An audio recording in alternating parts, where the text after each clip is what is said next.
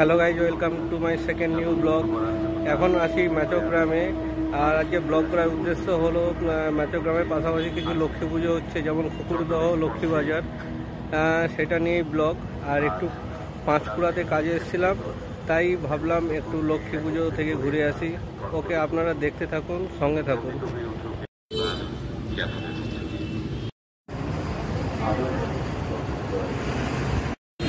এখন ম্যাচগ্রাম থেকে বাস ধরে ফকুরদহতে নামবো। ফকুরদহ লক্ষ্মী বাজারে নেমে প্রথমেই প্যান্ডেল দেখলাম। দেখি প্যান্ডেলের কাজ এখনো অসম্পূর্ণ রয়েছে, সম্ভবত কয়েকদিন ধরে বৃষ্টির কারণে। ঠিক আছে, আপনারা দেখতে থাকুন।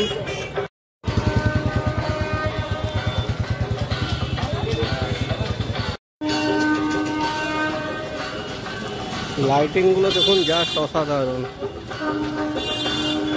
নেমেই দেখছি যে মায়ের মূর্তি এখনো উন্মোচন হয়নি, তাই একটু ঘুরছি। আর আপনার সাথে থাকুন, অবশ্যই আমি দেখাচ্ছি একটু পরে প্রতিমা। শুনেছি অনেকদিন এই ফকুরদহ লক্ষ্মী বাজারের লক্ষ্মী পুজোর সম্বন্ধে, এই ফার্স্ট টাইম আসছি, তাই ঘুরে ঘুরে দেখতেছি। স্কুল মাঠে এসে দেখতেছি এখনও দোকান বাঁধা চলছে, আর সাথে দেখতেছি সব কিছুই প্রায় এখনও চলতেছে, এখনও সম্পূর্ণ হয়নি।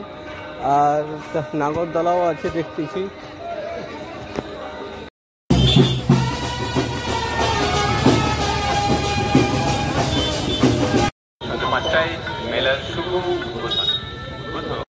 স্কুল মাঠে অনেক দোকান বসেছে ও এন্টারটেনমেন্টের জন্য অনেক কিছুই রয়েছে।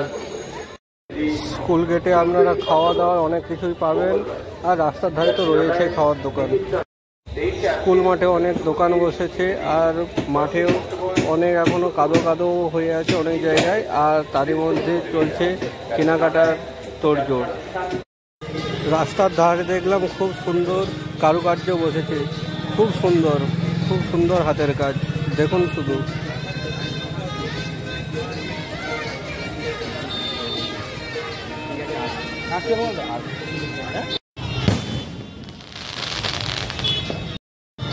বেশ কিছুদিন আকাশ মেঘলা ছিল। আজ কোজাগরী লক্ষ্মী পুজো, আজ পূর্ণিমার দিনে আকাশে পরিষ্কার চাঁদ দেখতে পেলাম, এটাই অনেক ভালো লাগলো। আস্তে আস্তে পুজোতে মানুষের ঢল নেমেছে, দেখুন শুধু।